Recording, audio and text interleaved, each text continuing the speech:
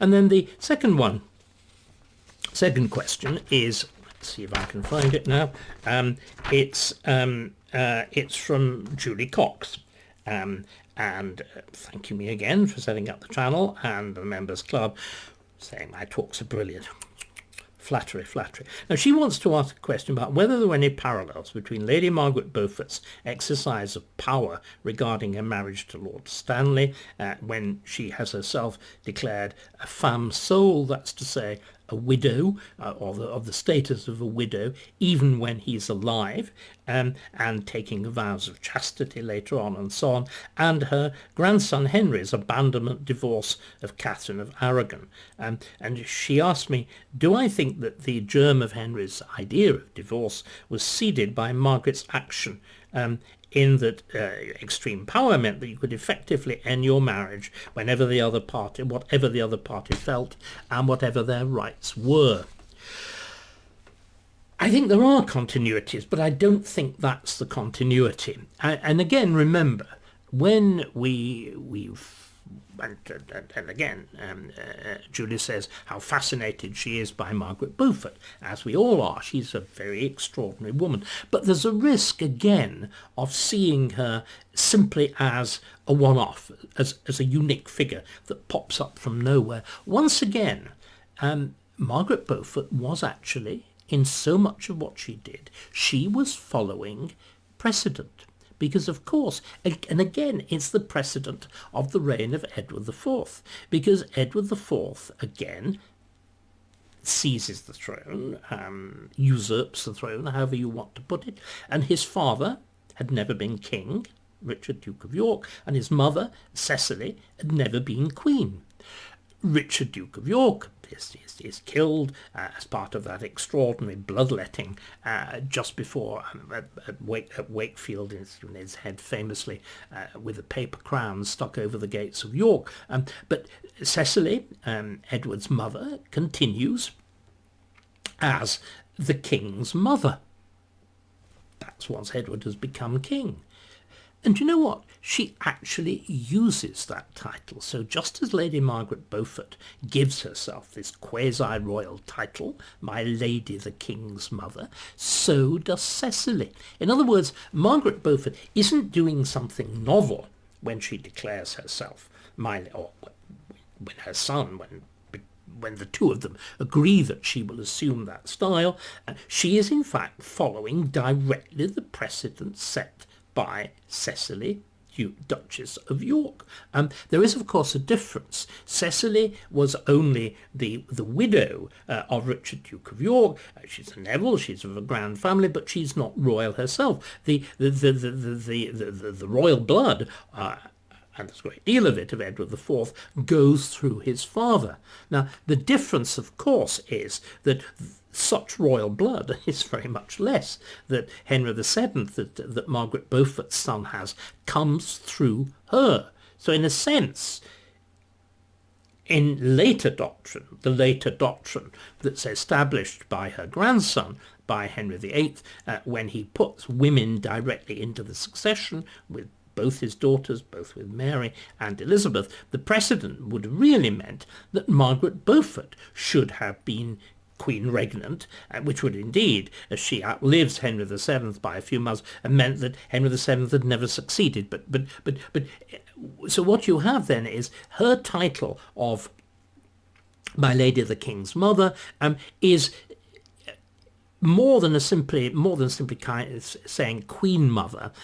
She treats it very quickly as a quasi-royal title and adopts that profoundly ambiguous signature, Margaret R, which could mean Margaret Regina, Queen, or Margaret Richmond, and it's a very, very nice ambiguity. So with Margaret Beaufort, there is this step-up element that she is, in every sense of the word, quasi-royal by birth, quasi-royal by accrued status, the use of that R, and also in a way which goes vastly beyond anything that Cecily, Duchess of York, did, acting in independent, quasi-masculine capacity, famously giving justice, famously in her great palace in Northamptonshire, just outside Stamford, Collie-Weston, the seat of, I've already referred to the regional power bases of sort of conciliar power bases, which are both great landholdings and clusters of regional government at Ludlow for the various princes of Wales, and indeed Princess of Wales for Mary, and also in Yorkshire with the Council of the North, with Richard, Henry Fitzroy, Duke of Richmond. Well, at Collie-Weston, Margaret herself exercises conciliar justice. She even has a formal position, the only woman to do so before the 19th century, as a justice of the peace. Now, what I think all this shows with Margaret Beaufort, and this is not, for heaven's sake, an original statement, is this extraordinary sense of destiny, of right, of that capacity, which of course can seem on the one hand almost deranged, or on the other hand, if you carry it off, is the thing that lays the foundations for loyalty, for passionate allegiance, and so on.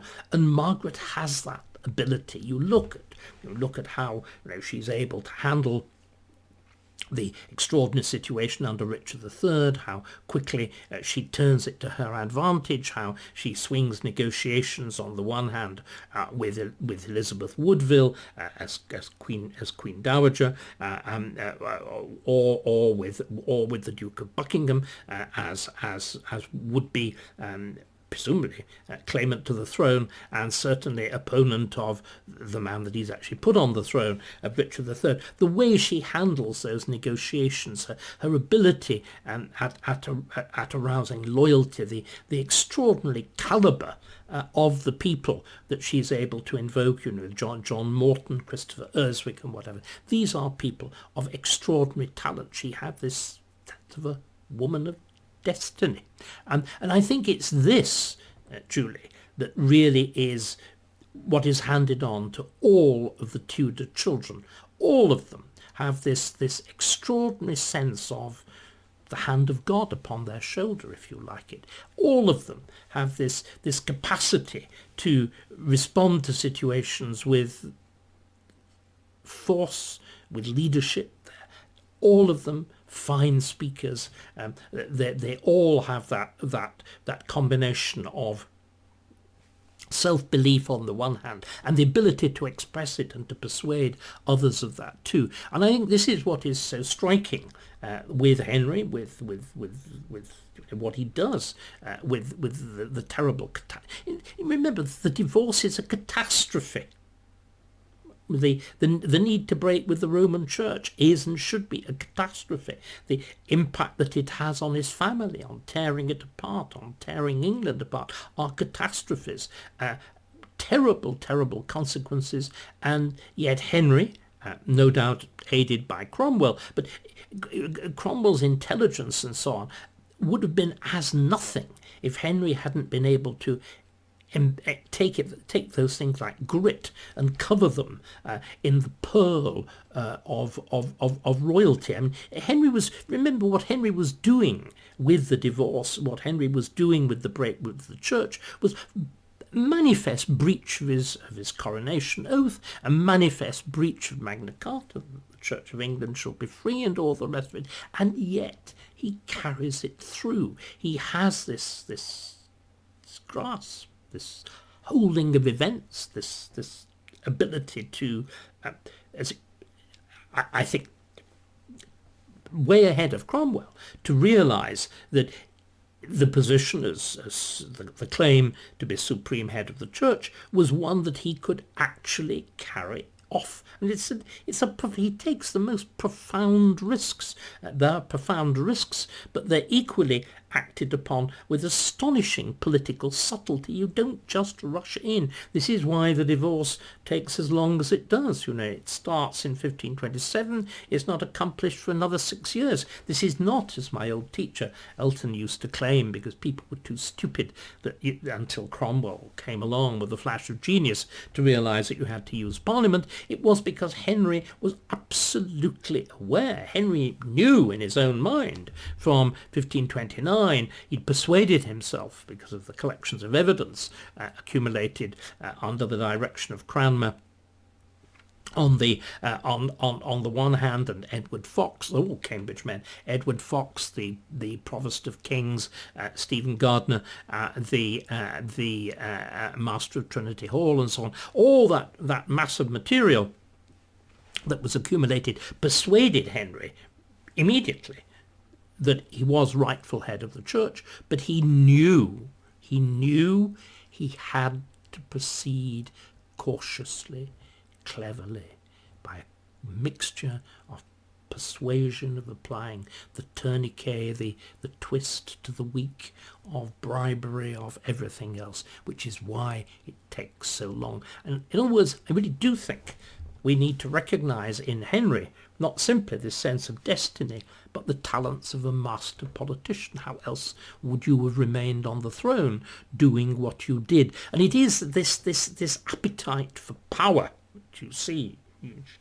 put your finger on it there, Julie, with Margaret Beaufort, that goes through all of them. You see it with Edward, of course, this lad, dying, coughing vile substances, rising on his deathbed and commanding of his absolute power the judges to break the law and to give legal force to his will, even though his father's will, which pushed in completely the opposite direction and put his sisters, Mary and Elizabeth, in the line of succession. Edward didn't want them. He certainly didn't want Mary, partly because she was his sister, and more importantly, because she was a Catholic. He was absolutely determined she should not succeed. So he was prepared to break the law. And this boy, this 15-year-old boy, this dying 15-year-old boy, has got the strength of will to browbeat the judges, to browbeat the political nation and say, I want this done. Mary. Everybody wrote Mary off. They assumed that Northumberland had fixed the succession through Edward for Lady Jane Grey. He had the military force. He commanded the council.